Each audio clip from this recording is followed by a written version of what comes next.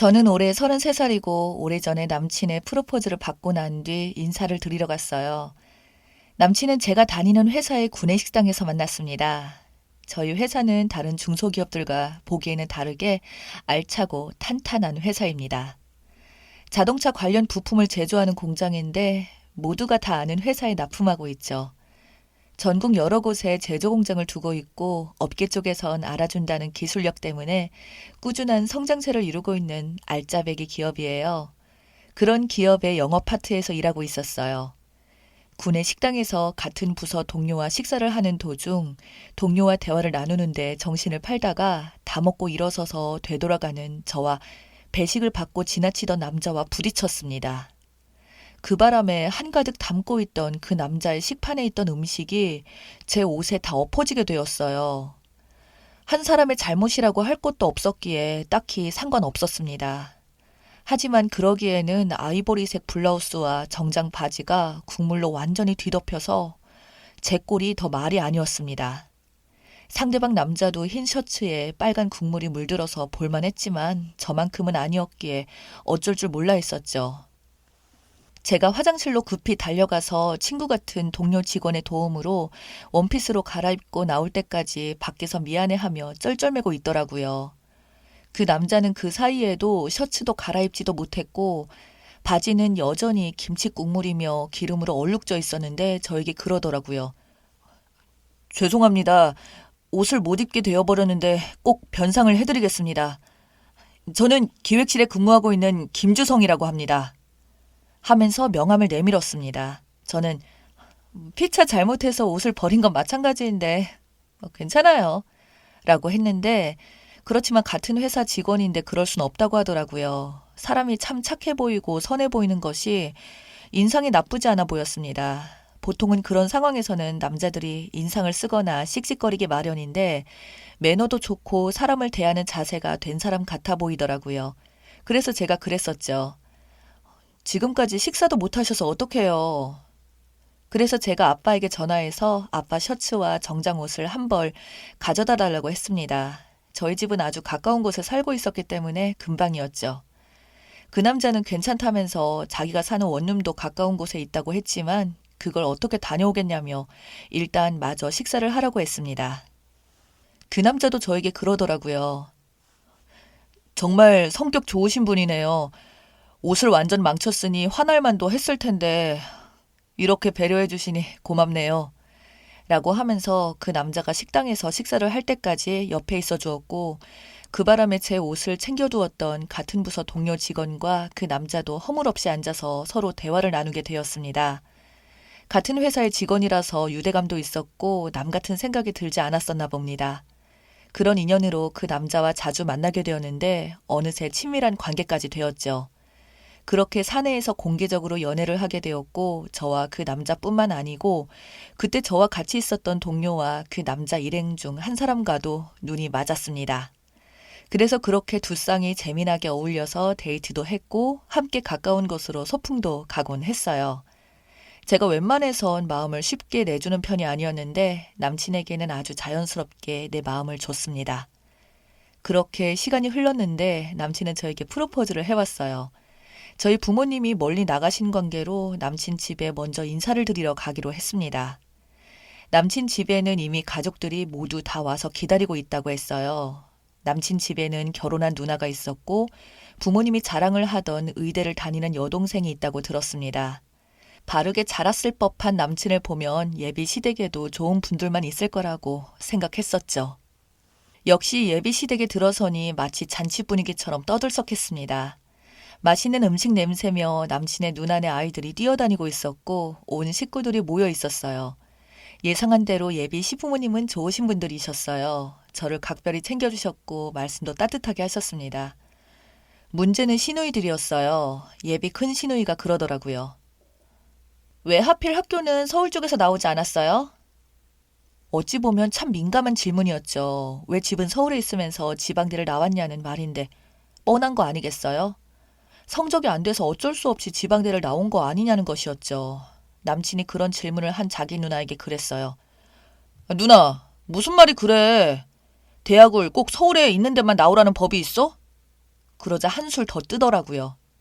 사실 거기는 대학이라고 하기보다는 취업 전문 학원이라고 밖에 할 수 없는 곳인데 회사에 취업하기 위해서 그랬나 보다. 그냥 이것저것 본인 관련해서 좀 묻고 싶었어요.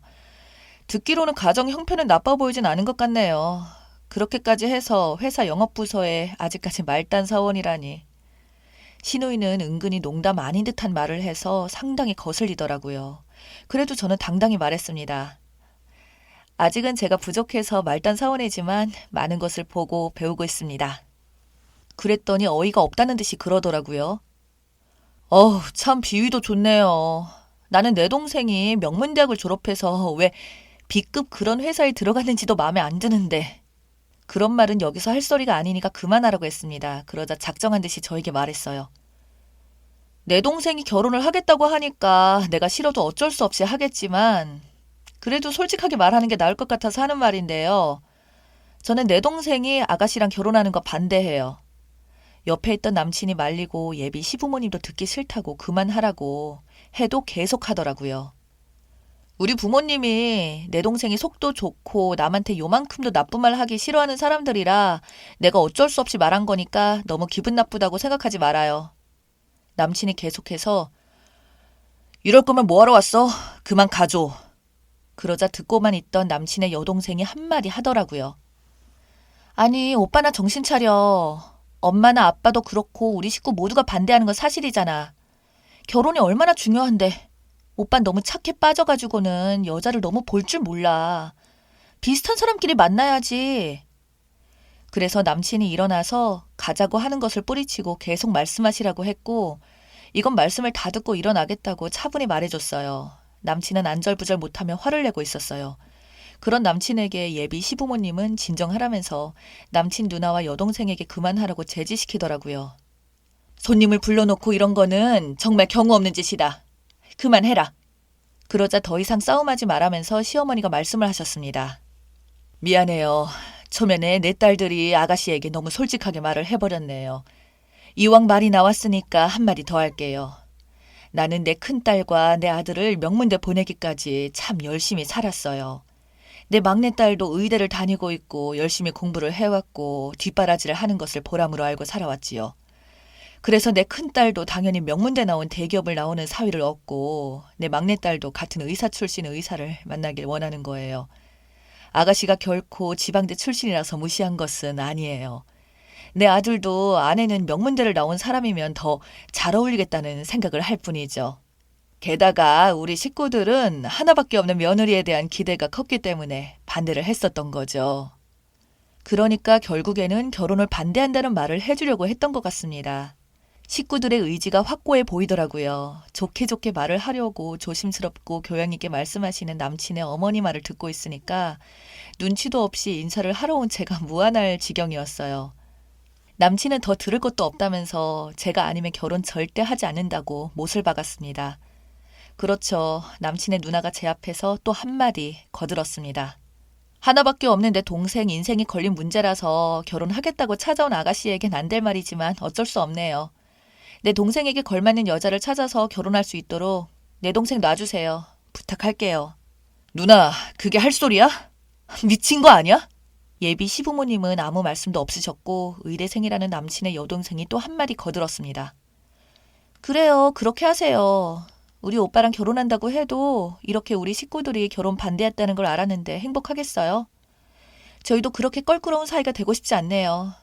어떻게든지 결혼을 못하게 하겠다는 의지가 엿보였습니다. 남친은 옆에서 계속해서 자기 가족들한테 무척 실망했다면서 이렇게 사람을 초대해놓고 이런 무례가 어디 있냐고 말을 했습니다. 저는 그냥 조용히 넘기려고 가만 듣고만 있다가 말을 꺼냈어요. 네, 말씀들 잘 들었습니다. 저는 주성 씨 말만 믿고 결혼을 이렇게까지 할 일이라고 미처 생각지 못했습니다. 그러니까 저희 결혼을 반대한다는 이유가 정확히 제가 지방대 출신이라서 그러시는 걸로 잘 이해를 했습니다만 지방대를 나왔다는 이유 하나만으로 저를 다 안다고 착각하지 마세요. 이왕지사 저에게 솔직하게 말씀들을 하시니까 저도 마지막으로 솔직하게 한 말씀 올리고 가겠습니다. 배울 만큼 배우신 분들이 잘난 척하고 무조건 자기보다 못한 사람들이라고 단정해버리는 무식한 인간들이 참 많구나 생각했네요. 부끄러운 줄도 모르고 속내를 드러내다니 구역질이 나려고 합니다. 남친의 누나와 여동생이 눈 치켜뜨면서 그러더군요. 뭐라고요? 와, 말하는 것 좀 봐. 못 배운 티를 내고 있는 것을 보니. 말이 지잡대지. 그 많은 지방대들을 못 들어가서 겨우 지방대 흉내만 내는 곳을 겨우 졸업했으면서 말하는 것 좀 봐. 얼굴에 철판을 깔아놨네. 조용히 갈 길 가세요. 네, 그렇죠. 저도 더 이상 정말 어울리지 않는 이런 집안과 인연을 맺을 생각은 없습니다. 하지만 잘못하신 게 있어서 정정해서 말씀을 드리네요. 저는 여러분도 들으면 아실 만한 미국의 유명 대학에서 석사 학위를 땄고 지방에 있는 자동차 관련 대학은 제 아버지가 운영하시는 회사의 관련 기술을 이해하기 위해서 자동차에 관해서 공부를 했던 겁니다. 거기에는 제 아버지 회사 공장이 있었기 때문에 근무도 했었고요. 그래서 피치 못하게 지방에서 최종 학력이 생긴 거죠. 그동안은 제 아버지의 회사를 물려받기 위해서 철저하게 경영 수업의 일환으로 말단 사원으로 아무도 모르게 재직 중이었다고요. 남친을 포함해서 이게 무슨 소리인가 하고 다들 눈만 꿈뻑거렸습니다. 그리고 제가 명함을 예비 시부모님께 드렸습니다. 최근에 제 명함을 다시 만들었습니다. 제가 전면의 회사 대표로서 경영 일선에 나서게 되었습니다. 저희 아버지가 저희 회사 회장으로 계시기에 뒤에서 저도 서포트하기로 했고 마침 주성 씨가 일도 잘하고 성실한 점도 인정받았기에 사위로 낙점하셨는데 매우 아쉽게 되었습니다. 그리고 그냥 그 자리에서 일어났습니다. 예비 시부모님과 그 집 식구들 모두 입을 떡 벌렸어요. 남친의 누나 여동생이 그러더라고요. 이거 사기친 거 아니야? 저게 무슨 대표라는 거야. 오빠, 이게 사실이야? 완전히 사색이 되어서 까무러치기 일보 직전이었습니다. 그렇게 해서 저는 남친과 헤어지기로 마음을 먹었고 남친은 미안하다고 매달렸지만 소용이 없었어요. 저는 남친에게 그동안 비밀로 경영 수업을 받느라 저의 진짜 모습을 밝힐 수 없었다고 했고 회장인 아버지가 사윗감으로 마음에 들어했었고 내부적으로도 기획실장으로 승진을 앞두고 있었는데 이렇게 되었으니 알아서 퇴사하라고 말해주었습니다. 저에게 울면서 무릎을 꿇고 자기 식구들을 용서하라고 했는데 뒤도 돌아보지 않고 와버렸습니다. 그 다음날 사내망에 저의 취임을 알리는 문서가 뜨게 되었고 그 말을 들은 남친 누나와 여동생이 남친을 만난다는 핑계로 회사를 찾아왔습니다. 그래서 남친은 지방으로 좌천되어 인사이동이 시작되었다는 것을 알게 되었고 퇴사를 결정하고 짐 싸들고 나오는 남친을 마주하게 되었습니다. 그랬더니 저를 만나게 해달라고 사정사정을 하며 버티고 있다고 했는데 제가 퇴근할 때까지 회사 정문 앞에서 진을 치고 버티고 있더라고요. 하지만 만나달라고 애원해도 소용이 없었습니다. 제가 할 일 없이 수준 맞지 않은 인간들을 만날 이유가 없었던 거죠. 저에게 주구장창 전화를 하고 톡으로 잘못했다, 정말 죽을 죄를 지었다, 한 번만 만나서 용서를 빌게 해달라고 귀찮게 했습니다. 그래서 딱 한마디만 하고 차단했습니다. 그래요, 특별히 한 번만 용서해 줄 테니 연락하지 마세요. 그랬더니 주제 파악을 했는지 어떤지 현재 잠잠해졌습니다. 제가 일부러 남친은 속이려 했던 것은 아니었지만 제 본 모습을 모두 오픈하지 않은 것이 신의 한 수였다는 생각이 듭니다. 겉만 교양 있는 척, 무늬만 지식인인 척 하는 인간들을 잘 걸러냈습니다. 여러분도 간판만 보고 사람을 판단하지 말기를 바랍니다.